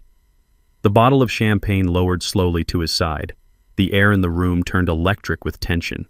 "What are you watching, Nia?" he asked, his voice dropping to a low, dangerous tone. Nia stood up. Her legs were shaking, but she stood. She looked at him, and for the first time she didn't see her husband. She saw a monster. "You are cheating on me," she whispered. Preston blinked. "Who told you that?" "Your crazy father." "I saw it," she screamed, pointing at the computer. "I saw you with her. I heard you. You called me stupid. You said you were going to dump me as soon as you got the money. You are stealing my father's land." Preston looked at the laptop. He didn't try to deny it. He didn't try to make up a lie. He dropped the champagne bottle. It didn't break. It rolled across the rug with a dull thud. He dropped the papers. He lunged forward. He grabbed the laptop with both hands and raised it above his head. With a roar of rage, he brought it down onto the corner of the heavy wooden table. The screen shattered. Plastic and glass flew across the room. He smashed it again and again until the device was nothing but twisted metal and wires. He ripped the USB drive out of the port and crushed it under his heel, grinding it into the floorboards. There he panted, staring at the debris. "Now you haven't seen anything. It is your word against mine. And who is going to believe a hysterical woman whose father is in the loony bin?" "You are insane," Nia cried, backing away toward the kitchen. "I am calling the police. I am going to get my dad out." Preston moved faster than she expected. He grabbed her arm and spun her around. He shoved her toward the bedroom. "You aren't calling anyone," he snarled. "You are going to stay right here. You are going to sit in that room and shut your mouth until the sale goes through. If you try to leave, if you try to call anyone, I will tell the doctors you are just as crazy as your old man. I will have you committed right next to him." He threw her into the bedroom and slammed the door. Nia heard the lock click. She pounded on the wood, screaming for him to let her out, but he just laughed. "Sit tight, wifey," he shouted through the door. "We are almost at the finish line." Back in my cell, the heavy steel door opened. A large orderly walked in. He held a cordless phone in his hand. He looked at me with dead eyes. "Call for you," he grunted. He held the phone to my ear. I couldn't move my arms fast enough to take it. "Hello?" I rasped, my throat dry. "Hello, Reggie." Preston's voice chirped in my ear. How is the vacation? Is the food good? You won't get away with this, Preston, I said. I already have, he replied. I am at the cabin. I have the deed. And I have Nia. She found your little movie, by the way. She didn't like it. But don't worry, I took care of her. She is locked in her room for her own safety. Just like you. My hand clenched into a fist. If you hurt her... What are you going to do, Reggie? He interrupted. You are locked in a box. You are powerless. You are nothing. I have the land. I have the girl. And you are going to rot in there until you die. Goodbye, old man. The line went dead. The orderly took the phone back and walked out the lock, engaging with a heavy clank behind him. I sat in the silence of my prison. Preston thought he had won. He thought the game was over. He didn't know that I wasn't trapped in there with him. He was trapped out there with me. I looked at the door handle. It was a simple pin tumbler lock. I reached into the hem of my trousers and pulled out a thin, stiff piece of wire I had concealed days ago. It was time to check out. I waited until the heavy footsteps of the orderly faded down the hallway before I moved. I pulled the piece of stiff wire from the hem of my trousers. It was a simple thing, a scrap of metal I had scavenged days ago, anticipating a moment like this, but in the hands of a man who had spent 40 years fixing engines and unjamming conveyor belts, it was a master key. I knelt by the door. The lock was a standard commercial-grade deadbolt, strong against force, but weak against finesse. I inserted the wire feeling for the tumblers. I closed my eyes. I didn't need to see. I needed to feel. I visualized the internal mechanism, the springs, the pins. 1 click, 2 clicks. I applied a slight torque with my thumb. The third pin resisted, gritty and stubborn, but I coaxed it upward. The cylinder turned with a soft metallic groan that sounded like freedom. I pushed the door open just an inch. The hallway was dim lit by flickering fluorescent tubes that hummed with the sound of neglect. The orderly was sitting at a station about 20 feet away, his back to me, scrolling through his phone with his feet propped up on the desk. He was big, a wall of muscle, and fat, the kind of man hired for intimidation rather than care. I slipped out of the room, my socks silent on the cold linoleum. I didn't run. Running attracts attention. I walked with a predator's stalk, closing the distance before he even knew the air in the room had shifted. He must have sensed me at the last second. He spun his chair around, dropping his phone. "Hey!" he shouted, starting to rise. "Get back in your room, old man!" He reached for the taser on his belt. He was slow. He was confident. He saw gray hair and wrinkles and assumed I was frail. He didn't see the man who had built an empire with his bare hands. He didn't see the man who had loaded cargo ships in the freezing rain until his muscles turned to steel cable. I didn't stop. I stepped inside his reach as he lunged for me. He tried to grab my throat. I slapped his hand away and drove my fist into his solar plexus. It wasn't a wild swing. It was a short piston-like strike fueled by 70 years of gravity and rage. The air left his lungs in a wet wheeze. He doubled over. I didn't give him time to recover. I grabbed the back of his neck with one hand and his belt with the other, using his own momentum to slam him face first into the desk. His head bounced off the laminate surface with a sickening thud. He slid to the floor, groaning, clutching his face. "Stay down," I growled, my breathing even and steady. I grabbed his keys from his belt. I didn't look back. I walked down the corridor, my stride lengthening. I passed other rooms, hearing the soft cries of the people trapped inside, and I promised myself I would burn this place to the ground, legally speaking, once I was done. I reached the end of the hall and found the heavy oak door marked Administration. I didn't knock. I used the master key I had taken from the orderly and threw the door open. The office was plush, a stark contrast to the cells in the back. Persian rugs, mahogany furniture, the smell of expensive cigars. Sitting behind the desk was the director, a man named Dr. Eris. He was counting a stack of cash, likely the bribe money Preston had paid him. He jumped up, scattering the bills across the desk.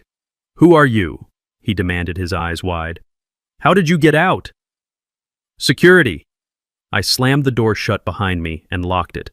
"Sit down," I commanded. Dr. Eris looked at the phone on his desk. "Don't even think about it," I said, walking toward him. "By the time you dial, I will be across this desk. And unlike your orderly, I won't be gentle." He sat back down, his face pale. "Look, Mr. King, we can work this out. Your son, he paid for a premium package. We are just following protocol." My son didn't pay for anything, I said, leaning over the desk. He paid you with stolen money. But that is not your biggest problem right now. Your biggest problem is that you didn't do your due diligence. You didn't check who I was. I know who you are, Eris stammered. You are Reginald King, a retired mechanic with dementia. I reached into my pocket and pulled out my old brick phone. I placed it on the desk next to his pile of dirty money. Look at the wall behind you, I said. Eris turned. On the wall, amidst various diplomas and awards, was a large bronze plaque commemorating the founding donors of the facility. Read the top name I ordered. Eris squinted. The Beatrice King Foundation. Beatrice King was my wife, I said, my voice dropping to a whisper that filled the room. This facility exists because I wrote a check for $3 million 10 years ago to care for the elderly with dignity. I own the land this building sits on. I sit on the board of the trust that pays your salary. Eris turned back to me. His mouth opened and closed, but no sound came out. The blood drained from his face so fast he looked like a corpse. He looked at my old suit, then at my face, and the realization hit him like a freight train. He had imprisoned his own boss. He had taken a bribe to torture the man who owned the building. "Oh my God," he whispered. "Mr. King." "Sir." "I didn't know. The paperwork said—" "The paperwork was forged," I snapped. "And you are finished. You are going to prison, doctor, for kidnapping, for fraud, for elder abuse, and I am going to personally ensure you never practice medicine again."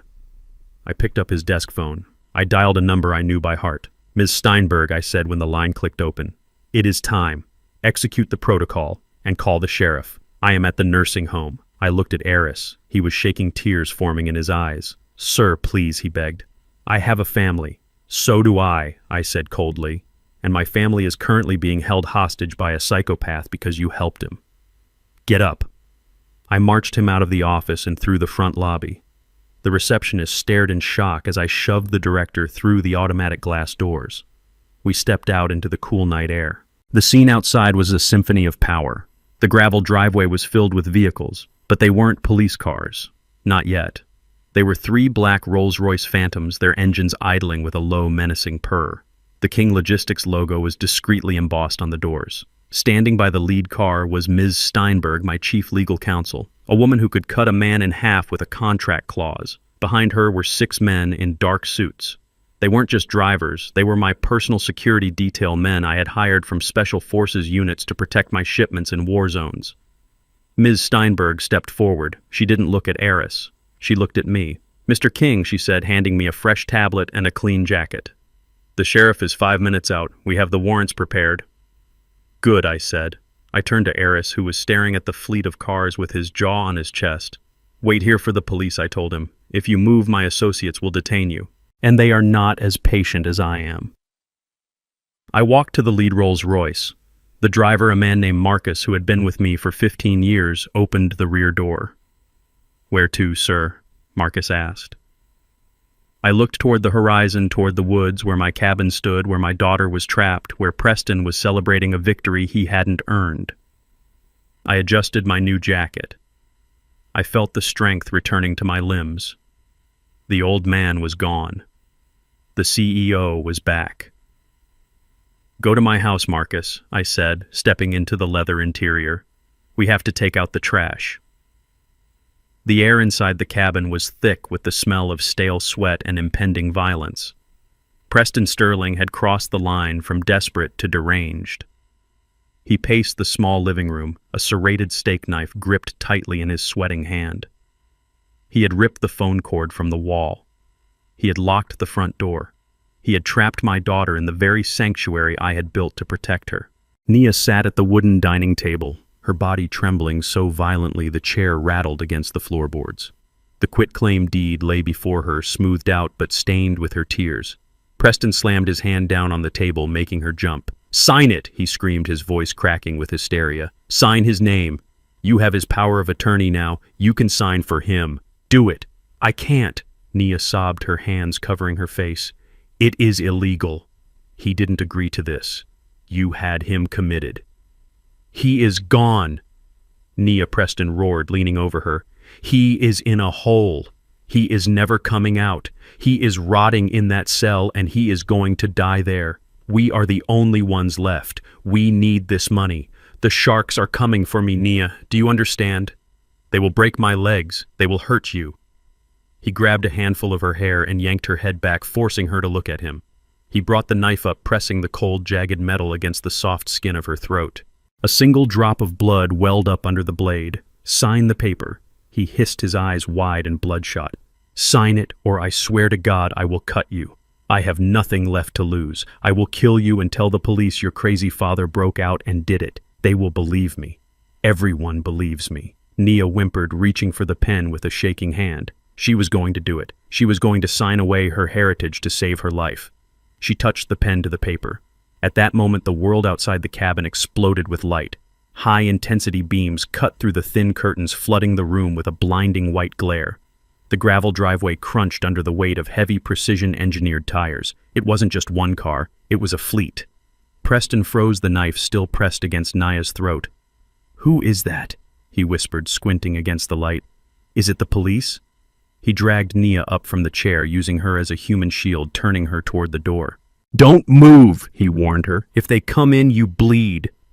The front door didn't just open, it disintegrated. A single thunderous crash shook the foundations of the cabin as the lock, the frame, and the wood shattered inward. Splinters flew through the air like shrapnel. Two figures dressed in tactical black burst into the room. They moved with a speed and fluidity that the human eye struggled to follow. They weren't police. They were my personal extraction team men who had cleared rooms in war zones before they ever put on a suit for King Logistics. Preston tried to scream, tried to tighten his grip on the knife, but he was fighting gravity and professionals. The first guard struck Preston's wrist with a baton, a sickening crack echoing through the room. The knife clattered to the floor. The second guard swept Preston's legs, driving him into the hardwood floor face first. Nia screamed and scrambled backward, crashing into the wall. "Stay down," the guard barked, pressing a knee into the center of Preston's back. Preston howled in pain and confusion. "Who are you? What is happening?" Then silence fell over the room. The dust from the door settled. The guard stepped aside, creating a path. I stepped through the broken doorway. I was no longer wearing the moth-eaten wool jacket or the stained work trousers. I was wearing a bespoke Italian suit, charcoal gray, cut to perfection. My shoes were polished to a mirror shine. A silk tie was knotted precisely at my throat. I didn't walk with the stoop of an old man. I walked with the upright, imposing posture of a man who commands armies. I held a gold-handled cane not for support, but as a symbol of authority. I stepped into the light of the living room. I looked at the broken vase. I looked at my terrified daughter. I looked at the man pinned to the floor, like a cockroach. "Hello, Preston," I said. My voice was calm, deep, and resonated with absolute power. Preston twisted his head, trying to see me. His eyes widened until they were almost perfectly round. He blinked, trying to reconcile the image of the ragged old man he had thrown into a van with the Titan standing before him. "Reggie," he gasped. "How? You were in the home. You are broke." I walked over to him. The sound of my expensive shoes on the wood was sharp and distinct. I stopped inches from his face. I looked down at him with cold indifference. "I am not Reggie," I said. "Reggie was a character, a test, and you failed." I signaled to the guards. They hauled Preston up to his knees, forcing him to look at me. He was shaking, sweat and snot running down his face. He looked at the suit. He looked at the guards. He looked at the line of Rolls-Royces visible through the shattered door. "Who are you?" Preston screamed, his mind snapping under the strain of the reality shift. "You are a nobody. You are an unemployed loser." I leaned in close. I wanted him to hear every syllable. "I am the man who signs the checks of the CEO who fired you," I said. "I am the majority shareholder of the bank that holds your mortgage. I am the owner of the land you are kneeling on.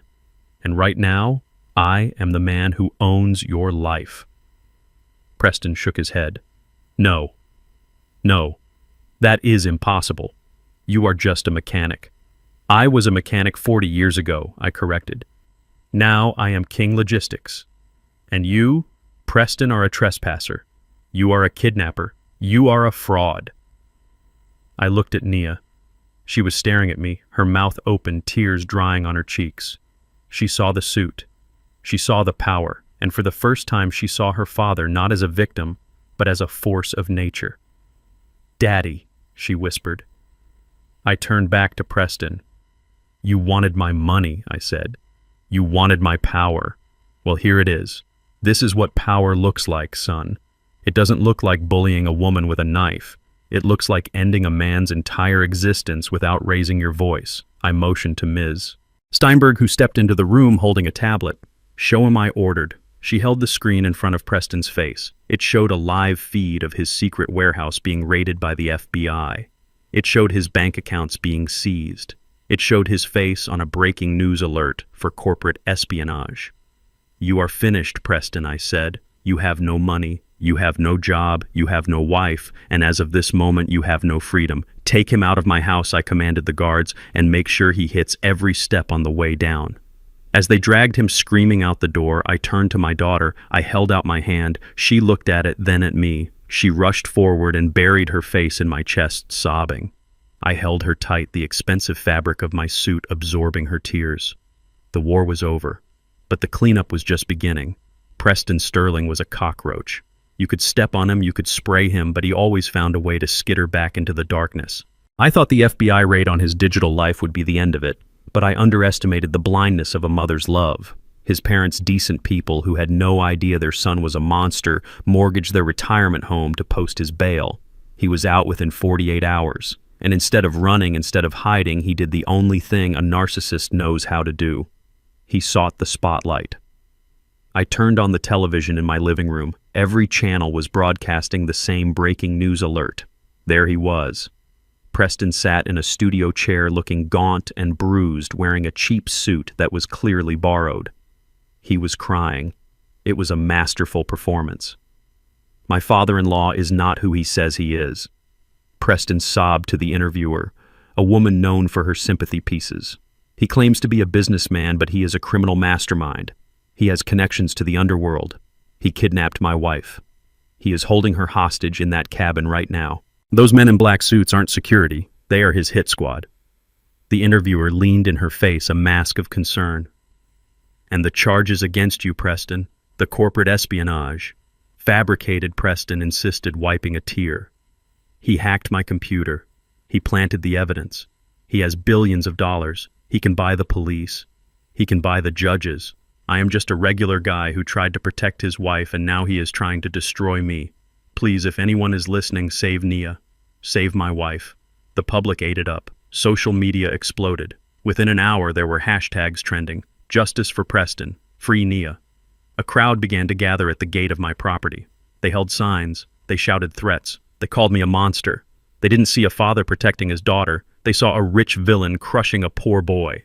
I turned off the TV. I looked at Nia. She was sitting in the corner, shaking her head in disbelief. He is good, she whispered. He is so good at lying. He is desperate, I corrected. And desperation makes men careless. I picked up my phone. Ms. Steinberg, I said, set up the stage. We are going live in 30 minutes. I walked out onto the porch. The crowd at the gate was growing. News vans were pulling up their satellite dishes, extending like hungry necks. I didn't hide. I didn't retreat. I signaled to my security team. They opened the main gate. Let them in, I ordered. The reporters rushed up the driveway, cameras rolling, microphones extended. They expected a confrontation. They expected a fortress. What they found was a 70-year-old man standing on the porch of a humble cabin holding his daughter's hand. Behind me, my team had set up a massive LED screen. It looked out of place against the weathered wood of the cabin, a monolith of technology in the wilderness. Mr. King, a reporter shouted, "Is it true you are holding your daughter hostage?" I didn't answer. I simply pointed to the screen. The image flickered to life. It wasn't a pre-recorded video. It was a live feed. The timestamp in the corner marked the seconds ticking by in real time. The location was a nondescript warehouse in the industrial district, a property Preston had rented under a shell company 3 years ago. Everyone watched. The reporters fell silent. On the screen, heavily armed federal agents were cutting through a metal door with a blowtorch. Sparks flew. The door fell inward with a crash. The agents stormed inside their flashlights, cutting through the gloom. The camera followed them. It swept across rows of metal shelving. But there were no legitimate goods on those shelves. There were stacks of counterfeit currency drying on racks. There were bags of white powder that tested positive for synthetic opioids. There were boxes of stolen electronics. I stepped up to the microphone my team had placed on the stairs. "Preston Sterling claims I am a criminal," I said, my voice booming across the yard. "He claims I planted evidence." But what you are seeing right now is a federal raid on a warehouse leased in his name, paid for with his accounts, and accessed with his biometric key. The screen split.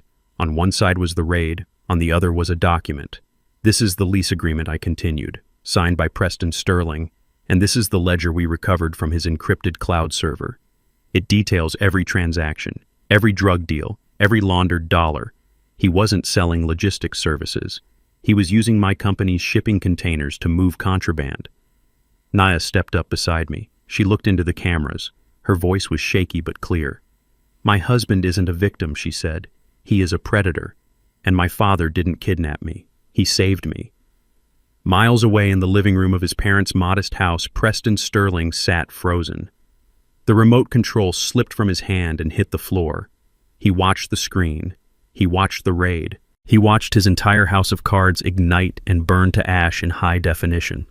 He saw the reporters turning to their cameras, their faces changing from sympathy to shock. He heard the anchor on the news channel interrupt the broadcast. "Breaking news," the anchor said. "The FBI has just issued a nationwide manhunt for Preston Sterling. He is considered armed and dangerous. If you see this man, do not approach. Call 911 immediately." Preston scrambled backward, knocking over his mother's coffee table. His parents stared at him, horror dawning in their eyes. They had mortgaged their home for a drug dealer. "I have to go," Preston stammered. "I have to leave." He grabbed his car keys and ran out the back door. He jumped into his mother's old sedan. He turned the key. The engine sputtered. He looked at the house. He heard sirens in the distance. They were coming. Not just the police. The loan sharks would see this too. Everyone was coming for him. He slammed his foot on the gas, screeching out of the driveway, a man running a race he had already lost. He was no longer a husband. He was no longer a victim. He was prey. Preston Sterling drove his mother's rusted sedan like a man possessed. He ran 3 red lights and sideswiped a parked delivery truck, but he didn't stop. The sound of sirens wailed in the distance, a constant reminder that his world had shrunk to the size of a prison cell. His phone sat in the cup holder, vibrating with calls from numbers he didn't recognize. Probably the press, probably the police, probably the men who wanted to break his legs. He needed a way out. He needed cash. He needed a plane ticket. His mind raced through his list of contacts, but everyone had abandoned him. His friends had blocked his number. His parents were broke because of his bail. There was only one person left. One person who might help him, not out of love, but out of fear. He dialed Henderson. The phone rang once, twice. Preston gripped the steering wheel, his knuckles white. "Pick up, you coward, pick up!" Henderson answered on the 3rd ring. "Hello, Preston." Preston let out a sob of relief. "Henderson, listen to me. I know you fired me. I know you hate me. But you have to help me. I have copies of the internal emails. I have the offshore shipping manifest. If I go down, I am taking the company with me. I will leak everything to the IRS. I will tell them King Logistics is a fraud." He was bluffing. He had nothing. His laptop was fried and his cloud access was revoked. But desperation makes men believe their own lies. "I need $50,000, Preston shouted, his voice cracking. "Cash. And I need a boat. Get me out of the country and you never hear from me again." There was a pause on the line, then a click. The sound quality changed. "You are on speaker, Preston." A deep, familiar voice rumbled. Preston froze. He knew that voice. It was the voice of the man who had dismantled his life piece by piece. Reggie Preston whispered. "It is Mr. King to you," Reginald corrected, "and you have nothing, Preston. The files you think you have were dummy logs I created to catch thieves like you. Go ahead, call the IRS. They are already looking for you." Preston slammed his hand against the dashboard. "You ruined me. You took my wife. You took my life. You took your own life when you decided to become a criminal," Reginald said calmly. "But I am feeling generous today. I will give you one last chance." Preston's heart skipped a beat. "What?" "I will give you a head start," Reginald said. "I know where you are. I am tracking your phone. The police are closing in on the north side, but the south bridge is clear. Preston looked at the GPS. He was 10 minutes from the South Bridge. If you can make it to the old shipyard in 5 minutes, there is a container ship leaving for Panama, Reginald said. I have a contact there. If you are on that dock in 5 minutes, you might just disappear. Why would you help me? Preston asked, suspicious but desperate. Because I want you gone, Reginald replied. I want you far away from my daughter. 5 minutes, Preston. The clock starts now. The line went dead. Preston didn't think. He didn't question why his nemesis would offer him a lifeline. He just floored the gas pedal. The old sedan groaned in protest but surged forward. He wove through traffic, cutting off cars driving on the shoulder. He saw the shipyard in the distance, the cranes rising like steel giants against the night sky. He checked the time. 3 minutes. He could make it. He was going to escape. He was going to survive, and one day, he would come back for revenge. He crashed through the chain-link gate of the shipyard, tires screeching on the pavement. He drifted around a stack of shipping containers and screeched to a halt at the designated dock. He jumped out of the car, his eyes scanning the water for the ship. There was no ship. The dock was empty. The water was black and still. There was no captain waiting to whisk him away to a tropical paradise.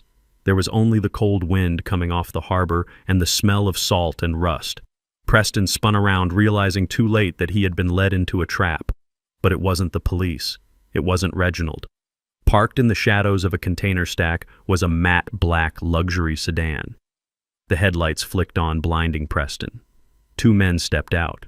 They weren't wearing uniforms. They wore expensive leather jackets and moved with the casual confidence of violence. One of them was holding a baseball bat. Preston knew them. He knew them from the back rooms of the casinos.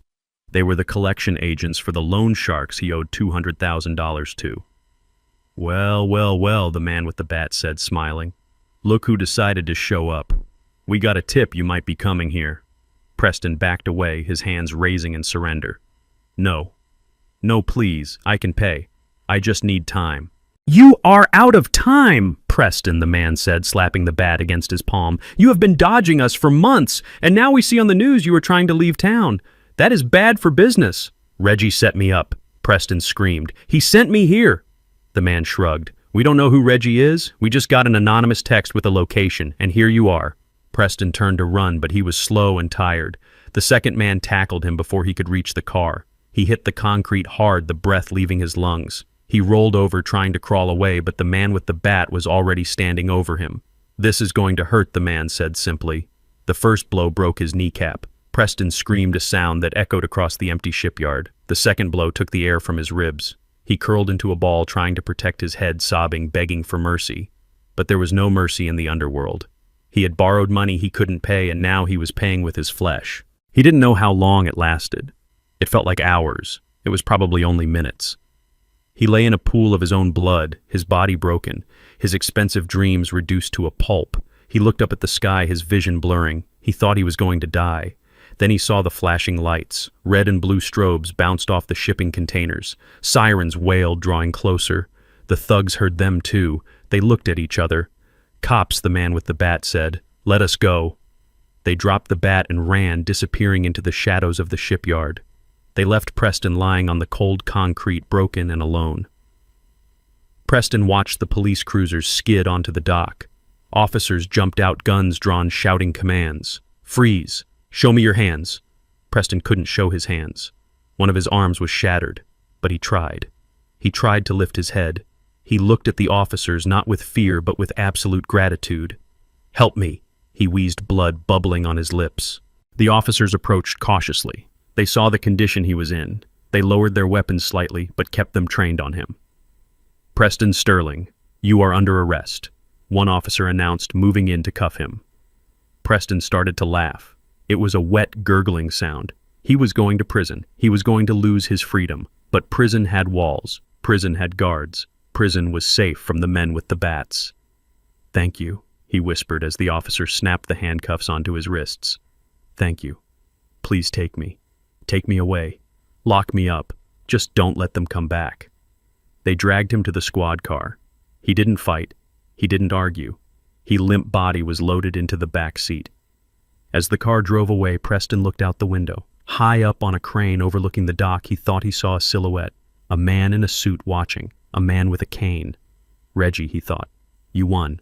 He closed his eyes and let the darkness take him, terrified of what awaited him when he woke up, but grateful that for tonight the beating was over. He had wanted a life of luxury. Instead, he had earned a life of survival, and he knew deep down that he deserved every second of it. The smell of antiseptic in the private hospital room was sharp and cold, a stark contrast to the warmth of the summer afternoon outside the window. Nia lay in the bed, looking small and fragile against the white sheets. Her face was pale, her eyes swollen shut from days of crying.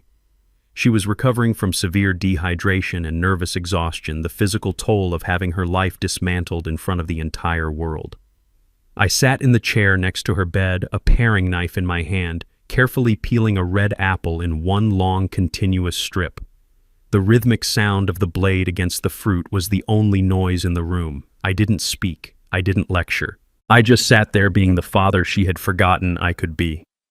Nia shifted, wincing as she pulled herself up. She looked at me, then quickly looked away, staring at her hands resting on the blanket. Her shame was a physical weight in the room, heavy and suffocating.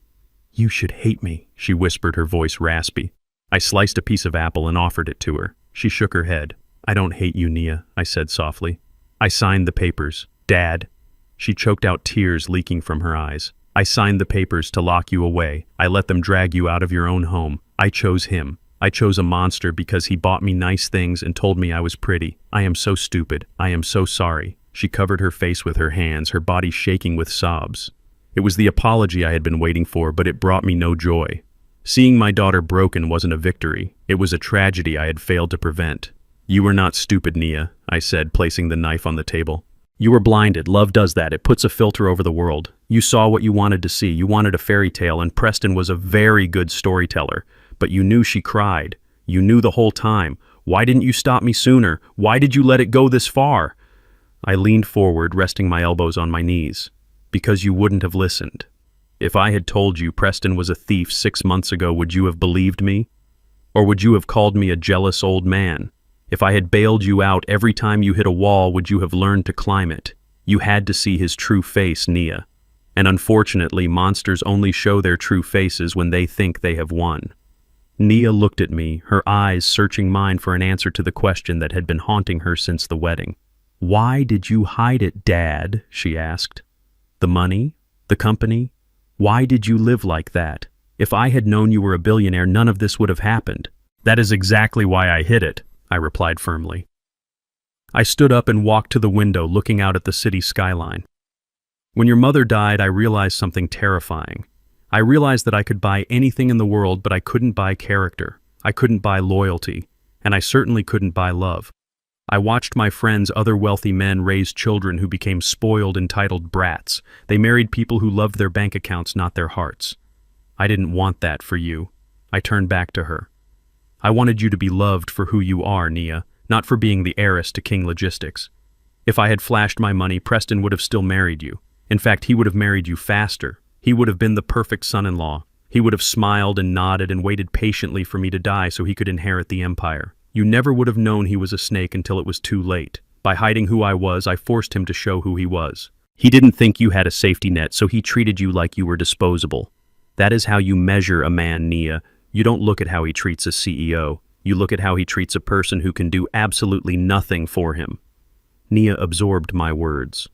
The realization washed over her. The poverty had been a filter, a test that Preston had failed spectacularly. "He never loved me," she whispered, the truth finally settling in her heart. "He just wanted a way in. And when he thought the door was closed, he tried to break it down." I walked back to the bed and took her hand. It was cold, but she squeezed mine back. "He loved what you could give him," I said. "But that is over now. He is gone. He is in a cage where he belongs. And you're still here. You are safe." Nia looked down at our joined hands. "I don't know what to do now, Dad. I have nothing. I lost the apartment. I lost my job because of the scandal. I am 28 years old and I have nothing to show for it but a criminal record by association and a broken heart." "You have something very valuable," I corrected. "You have a clean slate." I reached into the inner pocket of my jacket. I pulled out a small velvet pouch. Nia flinched, perhaps expecting jewelry, perhaps expecting another lesson. I opened the pouch and tipped the contents into her palm. It was a single silver key. "It is not a mansion," I said. And it is not a handout.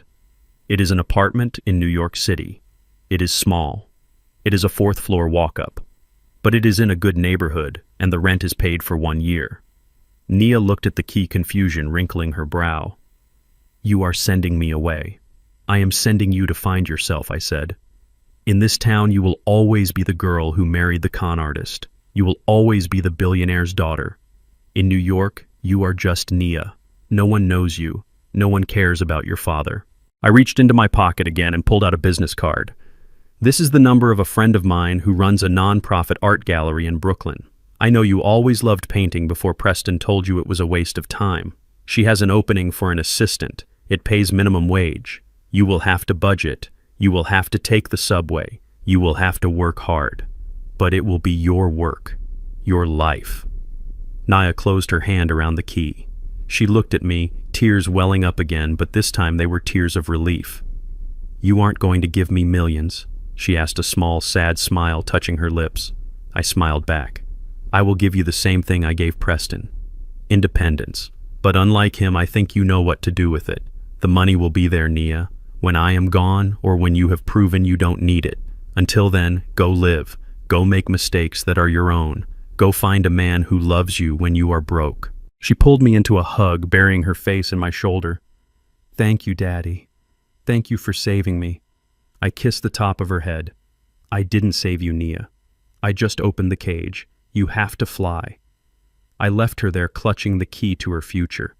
I walked out of the hospital feeling lighter than I had in years. My daughter was safe. She was hurt, yes, but she was free.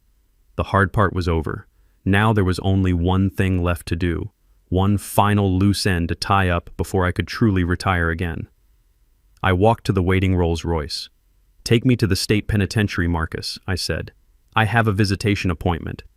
The heavy steel door of the maximum security visitation room slid shut behind me with a finality that echoed in my bones. It had been exactly 1 year since the night at the hotel, 365 days since Preston Sterling had tried to destroy my life. The air inside the prison smelled of industrial cleaner and despair, a scent that clung to the clothes of everyone who entered. I sat on the hard plastic stool on the free side of the plexiglass barrier. I adjusted my cufflinks, the gold catching the harsh fluorescent light. I waited. When the guards brought him in, I almost didn't recognize him. The man who shuffled toward the glass wasn't the arrogant, chest-puffing executive in a white tuxedo. He was a ghost. His head was shaved, revealing a scalp scarred from fights he had undoubtedly lost. His skin was sallow, the color of old parchment, and he had lost at least 30 pounds. The orange jumpsuit hung off his frame like a sack. He sat down slowly, wincing as if his body was a map of bruises. He didn't look at me at first. He looked at his hands, which were calloused and shaking. He picked up the black receiver. I did the same. Hello, Preston, I said. He looked up then. His eyes were dull, stripped of the fire that had once fueled his greed. But when he saw my suit, the bespoke tailoring, the watch on my wrist, a spark of the old hatred flickered to life. You came, he rasped, his voice rough from disuse. I told you I would, I replied. He let out a dry, hacking laugh. You came to gloat. You came to see the animal in the cage. Does it make you feel big, Reggie? Does it make you feel like a man to see me like this? I looked at him with no emotion. I didn't feel big. I didn't feel small. I felt nothing. He was just a ledger entry that had been closed out, a bad investment written off. I didn't come to gloat, Preston, I said quietly. I came to see if you had learned anything. Learned anything, he spat, leaning closer to the glass. I learned that rich people can buy their way out of anything. I learned that the system is rigged. You set me up. You baited me. You set yourself up, I corrected. You dug the hole, Preston. I just handed you the shovel. You had a good job. You had a beautiful wife who loved you. You had a future. But it wasn't enough. You wanted what I had without earning it. He slammed his hand against the partition. It made a dull thud. I deserved it, he hissed. I worked hard. I was the best salesman you had, and you were hoarding millions in the dirt. Speaking of dirt, tell me, Reggie, how is the land? Did you sell it? Did you get your 12 million? Are you enjoying spending my money? I leaned back, crossing my legs. This was the moment. This was the final nail. I didn't sell the land, Preston. He blinked, confused. What? I didn't sell it, I repeated, and I didn't keep it. His brow furrowed. Then what did you do with it? It is prime real estate. You said it yourself. I donated it, I said. Preston went still. He stopped breathing. Donated it. Every acre, I continued. I transferred the deed 6 months ago. The cabin was demolished last week. Construction has already started. Construction on what he whispered, a look of horror dawning on his face. The Beatrice King Home for Children, I said. It will be the largest orphanage and foster care support center in the state. It will house 200 children who have nowhere else to go. It will give them education, food, and a chance at a life you tried to throw away. No, Preston gasped. No. You threw away $12 million on orphans. You are lying. You are lying to hurt me. I reached into my jacket pocket and held up a folded piece of paper against the glass. It was a photocopy of the dedication plaque. Read it, Preston. He squinted. His eyes scanned the text. Dedicated to the memory of Beatrice King. Land donated by Reginald King. Valued at $12.5 million. He dropped the phone. It swung by its metal cord, banging against the wall. He stared at me, his mouth open in a silent scream of agony. To a man like Preston, losing money was bad. But knowing that money had been given away, burned on charity, wasted on people who couldn't pay it back, that was torture. It broke his brain. He couldn't comprehend a world where character mattered more than cash. He scrambled to pick up the phone, his hands shaking violently. "You are crazy," he screamed into the receiver. "You are insane. That money could have saved me. That money could have bought me a new life. You gave it to trash." "Those children are not trash," I said, my voice turning hard. "They are the future. You are the trash, Preston. You are the waste. You thought money would save you. You thought if you had enough zeros in your bank account you would be a king. But you forgot the most important rule of business and of life." I leaned in, my eyes locking with his terrified stare. "Your net worth is not your self-worth. You are in here because you are morally bankrupt, and no amount of money can bail you out of that." I hung up the phone. Preston started screaming. He slammed his fists against the glass. He cursed me. He cursed Nia. He cursed the world. The guards moved in, grabbing him by the shoulders. They dragged him away, his heels dragging on the floor, his screams fading as they hauled him back to his cell. I watched him go. I didn't smile. I didn't frown. I simply stood up, buttoned my jacket, and turned my back on the man who had tried to break my family. He was gone. He was a memory. I walked out of the visitation room and through the series of checkpoints. The heavy metal doors buzzed and clicked open one by one, releasing me back into the world. I stepped out of the prison entrance and into the blinding afternoon sun. The air tasted sweet. It tasted clean. Waiting at the curb was the black Rolls-Royce. Henderson was standing by the rear door checking his watch. He looked up as I approached, a small smile playing on his lips. "How was the meeting?" Sir Henderson asked, opening the door for me. "Productive," I said. "The account is closed," Henderson nodded. "Good. The board is waiting, Mr. King. The merger with the European shipping line is on the table, and they won't sign without your approval." I looked back at the prison one last time. It was a gray, ugly building, a monument to bad choices. I thought about the cabin in the woods. I thought about Nia in New York painting her first collection. I thought about the orphanage rising from the dirt. I turned away and stepped into the car. The leather seat was cool and comfortable. "Let us go, Henderson," I said. "We have work to do." The car pulled away, gliding silently down the highway. I took out my phone, the new smartphone Nia had insisted I buy so we could video chat. I opened the calendar. I had a board meeting at 2, a charity gala at 6, and a video call with my daughter at 9. I was Reginald King, I was 70 years old, and I was just getting started. In the end, this wasn't just about saving my daughter from a bad marriage. It was about saving her from a life of superficiality. I learned that you can give your children everything, but if you don't teach them to value character over currency, you have given them nothing. Preston thought power was about intimidation and luxury. He learned too late that true power is quiet. It is the discipline to stand your ground when the world underestimates you. Don't let the noise of status blind you to the quiet signal of integrity. Money comes and goes, but your name is the only thing that stays with you until the end. Keep it clean. If you agree that respect must be earned and not bought, hit that like button and subscribe to join our community of truth seekers.